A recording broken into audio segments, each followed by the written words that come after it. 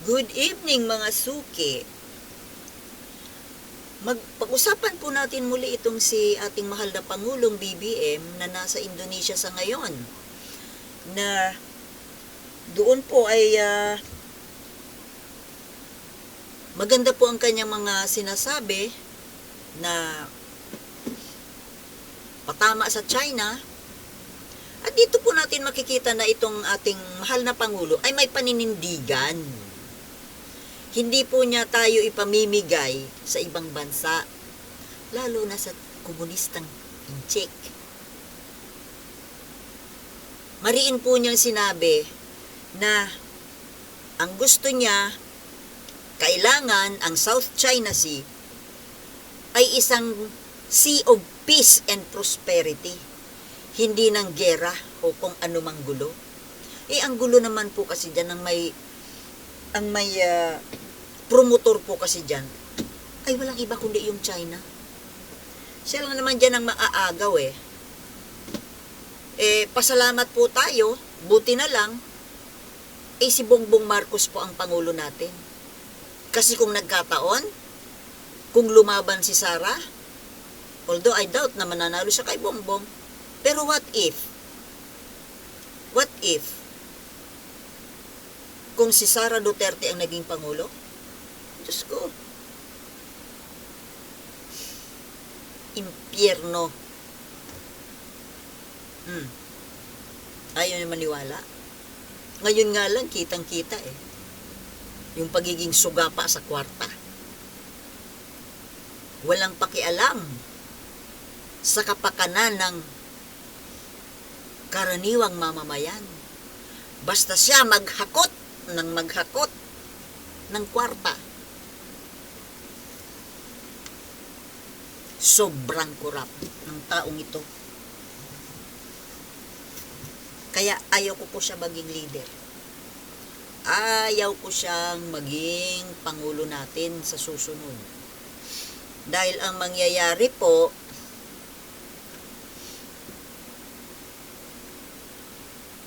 maghihirap po tayo. Dahil ang walang ibang gagawin niya kundi magbulsa lang ng magbulsa ng kwarta ng bayan. Kagaya ng ginawa ng tatay niya. Basta siya masaya, basta siya puno ng kwarta ang kanyang bulsa, ang kanyang bank account, wala siyang pakialam sa taong bayan. At isa pa, natural susundan niya ang yapak ng kanyang ama. Matutuluyan po tayo na maging teritoryo ng China. Di ba noon pa? Inialok na nga tayo ng tatay niya sa China na gawin nyo na kaming probinsya. Gawin tayong probinsya. Para ano? Dahil akala niya, maaambunan tayo ng pera ng China. Kasi kaya siya kumakapit sa China dahil marami daw pera. Dito tayo sa China, marami pera dito. Mukhang pera. Pareho sila mag-ama, mukhang pera. Mukhang pera.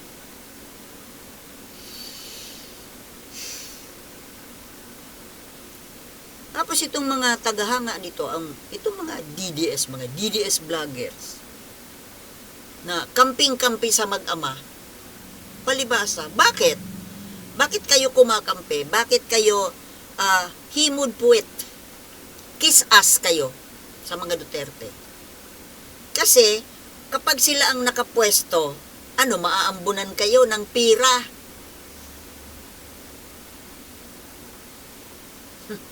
Akala man itong tatay digong na ito, pag dumikit sa China, yayaman tayo? Dahil maraming pera ang China?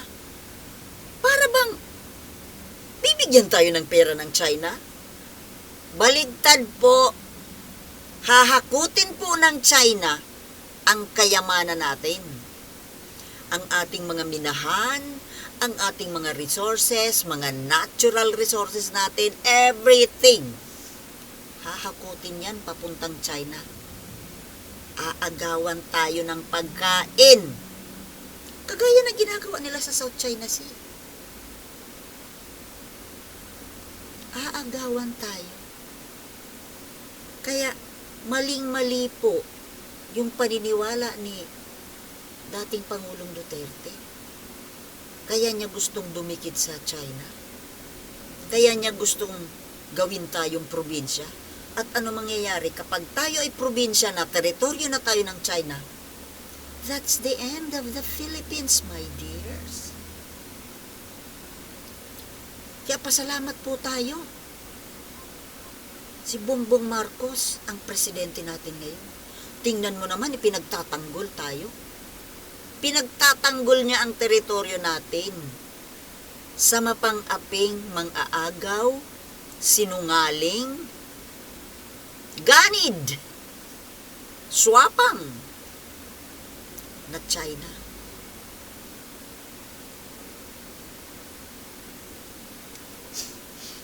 Diba? Hindi ba kayo masaya?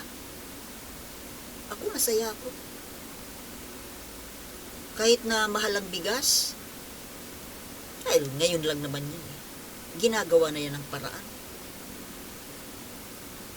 Kasi nga, bakit mahal ang bigas? Dahil mayroong nagsasabotahe po. Piki po ang rice shortage. Dahil sinisira nila, gusto nilang siraan si Bongbong Marcos para magalit ang mga tao sa kanya. Nang sa ganon, ay maging makabuluhan, maging makatwiran ang gagawin nilang pagpapatalsik sa mahal na Pangulong Bongbong Marcos. Oh, di ba? Hindi totoong may rice shortage. Fake news na wala ng bigas, na mahal ang bigas. Ang may gawa niyan, yung mga anti-Marcos na gusto nilang sirain. Kasi mga inchik yan. Nang sa ganon, si Sara Duterte ang pumalit para mas lalo silang yumaman. At napansin nyo ba?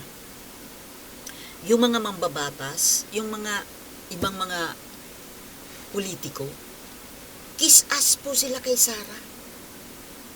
Kasi, nararamdaman yata nila na magkakamal din sila ng limpak-limpak na salapi kung sila ay didikit kay Sara. Dahil nakikita nila na sa ngayon na hanep magkamal ng limpak-limpak na salapi si Sara Duterte. At walang gustong mag-question. Approve agad. 150 million? Approve. 500 million? For OVP Confidential Fund?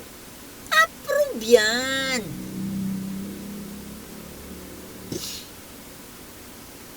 At siguro galante. Siyempre mang-aambon yan. Dahil para wala nga mag-question at para masaya ang lahat, everybody happy, kailangan may I give. O, di ba? Kapag hindi yan mamimigay, siyempre magagalit sila. Hindi na yan didikit. Kakalabanin ka na yan. Kaya natural lang yun.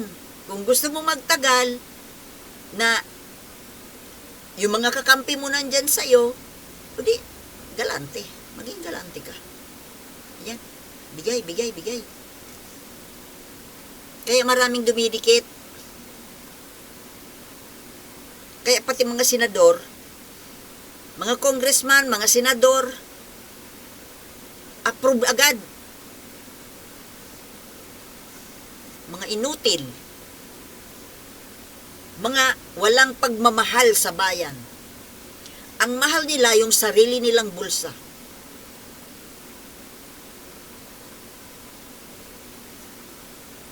Tandaan ninyo, kilala po namin kung sino yung mga nag-approve na yan. Bakit? Magkakaroon pa naman ng susunod na eleksyon. Manda kayo. Kilala namin kayo. Yung nandyan sa kongreso na mga bastos na kongresista na hindi man lang hinayaang magbusisi, magtanong yung minority bloc. Akala ko ba demokrasya tayo? Bakit bawal magtanong?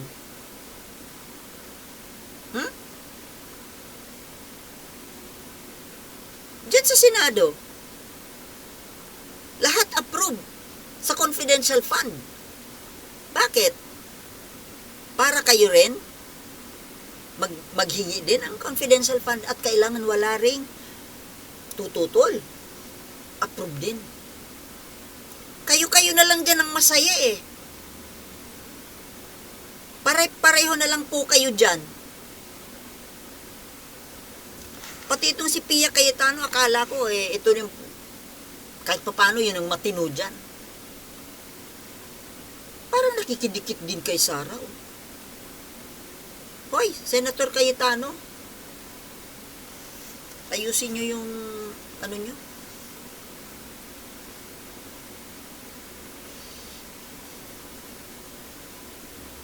Diba? Mga puro kayo kiss ass. Puro kayo mga kurakot. Nagbabalak na mangurakot. Hindi pa nakontento sa pork barrel. Gusto pa ng dagdag, confidential fund pa. Subukan ninyo na madagdagan pa yung confidential fund na yan. Magagalit na po ang tao. At itong Sara na to, na sobrang napakabuhaya. Buhaya sa kwarta. Ngayon pa lang nagpapahalata na, nagpapakilala na talaga kung anong klase siya na magiging pangulo ng bansa. Kaya sana wag na. Wag naman po sana na siya ang maging pangulo ng bansa. Marami dyan, maraming mas qualified. May malasakit, hindi maganid sa kwarta, yung talagang may pagmamahal sa bayan. Kasi itong babaeng ito, walang pagmamahal yan sa bayan. Ang mahal lang dyan, yung sarili niya, pamilya niya, mga kaibigan niya. Wala nga pakialam sa mga estudyante. Kahit na walang mga classroom na matino. Basta siya, kurakutin niya yung kwarta ng DepEd. Hakutin niya yung pera ng kabanang bayan by the hundreds of millions. Kanangin na yun. Wala nang matino.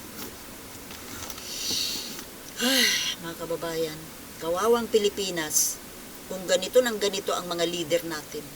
Kawawa. Hay. Okay, mga kababayan, maraming salamat sa pakikinig, panunood. Pasensya na po, laging toxic ang ating mga pinag-uusapan. Thank you for watching and see you in my next vlogs.